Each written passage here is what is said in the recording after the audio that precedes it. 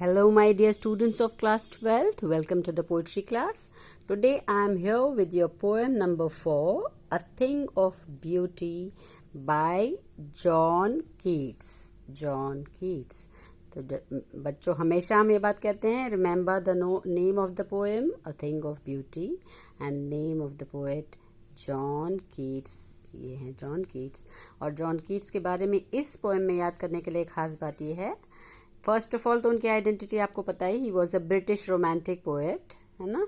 और ये पोएम के लिए खास बात ये है that this poem a thing of beauty is an excerpt an extract. ये उनकी जो एक बड़ी कविता है एंडेमियन अ पोएटिक रोमांस, उसी का ये हिस्सा है. मतलब वो बड़ी कविता है, उसमें का एक हिस्सा आपको दिया गया है पढ़ने के लिए, a thing of beauty. Now let us start the poem. A thing of beauty is a joy forever. Its loveliness increases. It will never pass into nothingness, but will keep a bower quiet for us, and a sleep full of sweet dreams and health and quiet breathing. तो पहले इतना समझते बच्चों. A thing of beauty मतलब सुंदर चीज, कोई किसी भी चीज की सुंदरता, कोई सुंदर वस्तु is a joy forever. Forever means हमेशा, always, अनंत आपको जॉय देती है, खुशी देती है. आप खुद ही देख लीजिए, कोई भी सुंदर चीज़ आप देखते हैं तो क्या कैसा लगता है आपको. मतलब it's that beautiful things give you an unending joy. You remember that for ever in your life. जब तक शायद हम जीवित रहते हैं तब तक उसकी सुंदरता को भूल नहीं पाते. तो इसीलिए कहा जाता है a thing of beauty is a joy for ever. It's loveliness increases. उसका जो प्यारापन है, जो सुंदरता है, वो इंक्रीज हो जाता है, बढ़ जाता है, बिकॉज वो अपने आप में इतनी सुंदर है. और वो इसलिए बढ़ता है, वो और सुंदर इसलिए हो जाती है because it will never pass into nothingness. क्योंकि वो कभी भी नथिंगनेस में नहीं जाएगी, मतलब वो कभी लुप्त नहीं होगी, वो कभी गायब नहीं हो जाएगी. That beauty will remain for ever and ever. वो हमेशा के लिए रह जाती है because it leaves that mark on your mind, है ना. तो आपके दिमाग पर वो असर डाल जाती है ना. सुंदरता का एक अपना असर होता है, प्रभाव होता है, तो वो इट ऑलवेज रिमेन्स. तो वो क्या क्या देती है वो सुंदर चीज, it will not pass into nothingness. वो कभी खत्म नहीं होगी, बट विल कीप अ बावर. लेकिन वो हमारे लिए क्या रखती है, एक बावर. बावर क्या होता है, एक छायादार स्थल जहाँ पे जैसे पेड़ की छाया में आपको कितना सुकून मिलता है, वैसे वो आपको सुकून शांति देती. क्वाइट फॉर अस, शांत स्थल हमारे लिए वो तैयार करती है वो सुंदरता. एंड अ स्लीप, और ऐसी नींद जो कि फुल ऑफ स्वीट ड्रीम्स है, जिसमें मीठे मीठे सपनों में हम खोए रहते हैं. आप खुद ही देखिए ना, कोई भी सुंदर चीज़ का असर ऐसा ही होता है बच्चों. आप सिनेमा जाइए, अच्छी मूवी देख के आइए, घर पे आने के बाद क्या होता है, all the time we are discussing the movie, है ना. कोई सुंदर आपने ड्रेस देख लिया, आपको वो पसंद आया, दिमाग में वो घूम रहा है आपके, है ना. कोई भी सुंदर चीज़ का असर इतना प्रभावशाली होता है. तो it is full of sweet dreams and health, और स्वास्थ्य प्रदान करती है क्योंकि हम अच्छी सोच रखते हैं, उसके बारे में सोचते हैं. एंड क्वाइट ब्रीदिंग, और शांतता से सांस लेते रहते हैं. तो ये this is the effect of that beauty. सुंदरता का ये असर होता है. तो यहाँ तक पढ़ना है, अब आगे देखते हैं. Therefore, on every morrow are we wreathing a flowery band to bind us to the earth? Spite of despondence, of the inhuman dearth of noble natures, of the gloomy days, of all the unhealthy and over-darkened ways made for our searching, yes, in spite of all, some shape of beauty moves away the pall from our dark spirits. यहाँ तक ही समझना है पहले, इसके आगे दूसरा thought आता है ना. Therefore, इसीलिए on every morrow, हर मोरो पर, मोरो मीन्स टुमारो, कल पर, हर कल को आर वी रीडिंग, क्या हम गूंथते हैं. रीत मतलब गूंथना, बुनना, जोड़ना. अ फ्लावरी बैंड, एक फूलों की माला. रीत होता है, आपने देखा होगा ऐसे गोल शेप में जो फूलों को गूंथा जाता है. तो हम यही बैंड, यही फूलों की माला गूंथ रहे हैं to bind us to this earth. हम ताकि हम बाइंड कर सकें, बांध सकें अपने आप को, इस पृथ्वी से जोड़े रहें, ताकि हम इस सुंदरता को देख सकें, महसूस कर सकें. ठीक है, इसीलिए हम अपने आप को पृथ्वी से जोड़े रहना चाहते हैं. इसीलिए हर सुबह, हर कल में हम इस माला को गूंथ रहे हैं ताकि हम जीवित रहें. ठीक।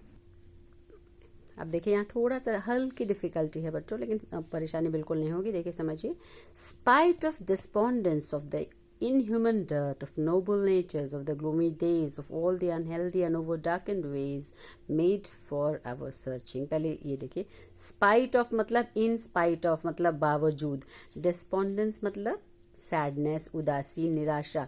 तो निराशा के बावजूद, इन स्पाइट ऑफ इज बावजूद, इन स्पाइट का शॉर्ट फॉर्म ओल्ड इंग्लिश में लिखा है स्पाइट ऑफ। तो हर जगह अगर आप उस चीज को जोड़ेंगे तो आपको खुद ही क्लियर हो जाएगा। इन स्पाइट ऑफ डिस्पोंडेंस मतलब निराशा के बावजूद, सैडनेस के बावजूद। In spite of inhuman dearth of noble natures मतलब नोबल नेचर मतलब सज्जन प्रकृति वाले, प्रवृत्ति वाले लोगों का डर्थ हो चुका है धरती पे, पृथ्वी पे कमी। Dearth is lack, shortage. Inhuman अमानवीय मूल कमी हो गई है। मतलब इंसान पहले क्या था और अब क्या हो गया है। गाना सुना है ना, देख तेरे संसार की हालत क्या हो गई भगवान, कितना बदल गया है इंसान। तो इनह्यूमन डर्थ हो गई है, मतलब इतनी कमी हो गई है नोबल नेचर की, अच्छे लोगों की। तो in spite of the gloomy days, पृथ्वी पर ये हैं ग्लूमी डेज मतलब सैड, दुखी दिन, दुख भरे दिन हैं। Of all the unhealthy and over darkened ways, और यहाँ पे इन स्पाइट ऑफ यहाँ भी जोड़ना है ना। तो इस अनहेल्दी होने के बावजूद, ओवर डार्केंड होने के बावजूद, ओवर डार्केंड मतलब ज्यादा काला, ज्यादा घना, ज्यादा बादल हों, मतलब इतनी सारी आशंकाएं, इतने सारे डाउट्स हैं हमारे माइंड में। Ways made for our searching, जिसको कि हमें ढूंढ कर अपने लक्ष्य को प्राप्त करना है। ये यहाँ पर क्या डिस्क्रिप्शन है किस चीज का, of how the earth is। तो in the first stanza the poet was describing the beauty ना, पहले स्टैंजा में जॉन कीट्स क्या डिस्क्राइब कर रहे थे कि कितनी सुंदरता का प्रभाव, how the beauty of a thing affects us। और यहाँ पे वो क्या कह रहे हैं कि how the earth is, कैसे अर्थ है, ग्लूमी है, सैड है, यहाँ पे अच्छे लोगों की कमी है, अच्छे गुणों की कमी है, हमारी जो रास्ते हैं वो ओवर डार्केंड है, हद से ज़्यादा अंधेरे हैं। Yes, in spite of all, हाँ इन सब चीज़ों के बावजूद, इन सब बुराई, उदासी, अनहेल्दी वेज के बावजूद, some shape of beauty moves away the pall from our dark spirits.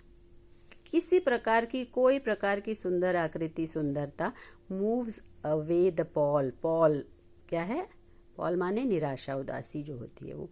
तो कोई जो जब सुंदरता आती है तो ये निराशा जो होती है ये छट जाती है, बादल छट जाता है। फ्रॉम आवर डार्क स्पिरिट्स, जो हमारे अंधेरी आत्माएं हैं, हम अंदर से जो पूरी तरह से टूट चुके, बिखर चुके, उदास हो चुके हैं, वो सब हमें बेहतर महसूस होने लगता है जब ये ब्यूटीफुल चीज़ आ जाती है। ठीक है, now come to the next. Such the sun, the moon, trees old and young, sprouting a shady boon for simple sheep, and such are daffodils with the green world they live in, and clear rills that for themselves a cooling covert make. 'Gainst the hot season the mid-forest break, rich with a sparkling of fair musk rose blooms। अब इसको समझिए। तो यहाँ पे कवि ने क्या कहा है, जॉन कीट्स ने, कि इतनी सारी बुराइयां पृथ्वी पे हैं, इतनी सारी कमियां हैं, अच्छे लोगों की कमी है, लेकिन जब सुंदर चीज़ आती है तो ये सारी चीज़ें छट जाती, हट जाती है। अब फिर से वो back to the beautiful things. Again the poet tells you about the beautiful things. Poet फिर से बताते हैं कि सच द सन, इसी तरह से जो सन है, सूर्य है, वो सुंदर है। द मून, जो चंद्रमा है, वो सुंदर है। ट्रीज ओल्ड एंड यंग, जो पेड़ हैं, पुराने और नए, बूढ़े और जवान, वो हैं, वो सुंदर हैं। क्योंकि ये पेड़ क्या करते हैं, स्प्राउटिंग अ शेडी बून, ये स्प्राउट करते हैं मतलब अंकुरित करते हैं, जन्म देते हैं शेडी बून को। शेडी मतलब छायादार, बून मतलब आशीर्वाद हमें प्रदान करते हैं, क्योंकि ये हमें छाया देते हैं, फल देते हैं, सब कुछ तो देते हैं। किसके लिए, for simple sheep means for simple people, for her जीव के लिए, हर प्राणी के लिए ये पेड़ ये सब चीज़ें प्रदान करते हैं।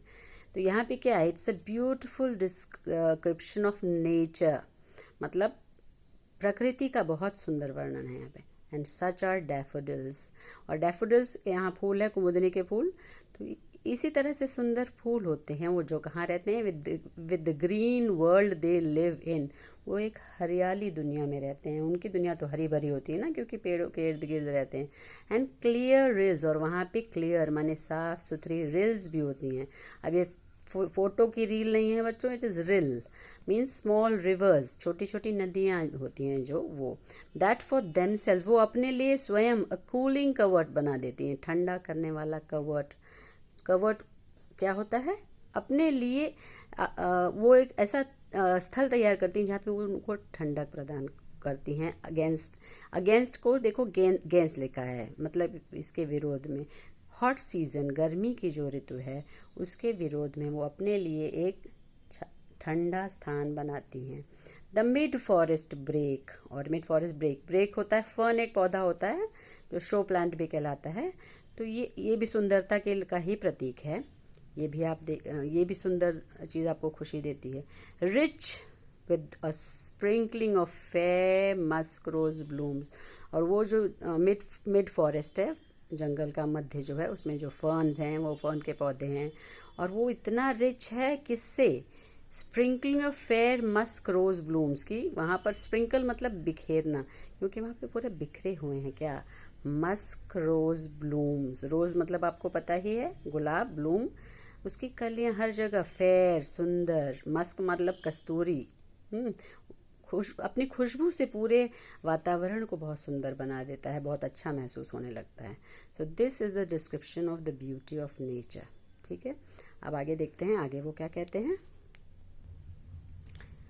And such too is the grandeur of the tombs we have imagined for the mighty dead. All lovely tales that we have heard or read, an endless fountain of immortal drink pouring unto us from the heavens brink. इसका मतलब समझिए। तो ये सारी सुंदर चीजें उन्होंने ऊपर बता दी ना, क्या क्या सुंदरता थी उसमें। एंड सच टू, और ठीक इसी तरह, बिल्कुल इसी तरह, इज द ग्रैंडर। ग्रैंडर मतलब होता है भव्यता, ऑफ द डूम्स, जो चीजें नष्ट हो गई हैं, जो लोग मर चुके हैं, जो कयामत आ चुकी, उसकी भी भव्यता है। We have imagine for the mighty dead, जो कि हम कल्पना करते हैं उन लोगों के लिए जो माइटी थे, स्ट्रांग थे। डेड मतलब लेकिन अब इस दुनिया में नहीं है, वो शेर दिल लोग, वो लोग जो हमारे लिए लड़े, हमारे देश के लिए लड़े, उनकी भी जो भव्यता है उनके मरने में, वो भी, उसमें भी एक अलौकिकता है, एक सुंदरता है। ऑल लवली टेल्स, वो सारी सुंदर प्यारी कहानियां जो दैट वी हैव हर्ड, जो हमने सुनी है और पढ़ी है, हर्ड और रेड। तो ये सारी चीजें जो हैं ये किसकी तरह है? An endless fountain. एंडलेस मतलब अनंत, कभी खत्म न होने वाला फाउंटेन, फव्वारा जो होता है, of immortal drink. Immortal drink क्या होता है? ड्रिंक तो मतलब सबको पता है ना, कोल्ड ड्रिंक तो सबको पता है, लेकिन यहाँ वाला कोल्ड ड्रिंक नहीं, ये इमोर्टल ड्रिंक है, मतलब अमर पेय, कोई पीने का पदार्थ, मतलब अमृत। तो जो ये सारी चीजें जो हैं, ये एक अमृत की धारा की तरह, एंडलेस फाउंटेन की तरह, फव्वारे की तरह, पोरिंग अनटू अस, हमारे ऊपर उड़ेली जा रही है। कहाँ से? From the heaven's brink. Heaven मतलब स्वर्ग के किनारे से ये हमारे पास इसी तरह आ रही, इतनी सुंदरता इसमें है, इतनी भव्यता इसमें है। So that is how the poem is for you. ये लास्ट वाली जो इसकी जो लाइंस हैं बच्चों, an endless fountain, it's a beautiful example of metaphor, बहुत ही अच्छा उदाहरण है मेटाफर का। ठीक है, तो I think you have understood the poem. That's all, thank you.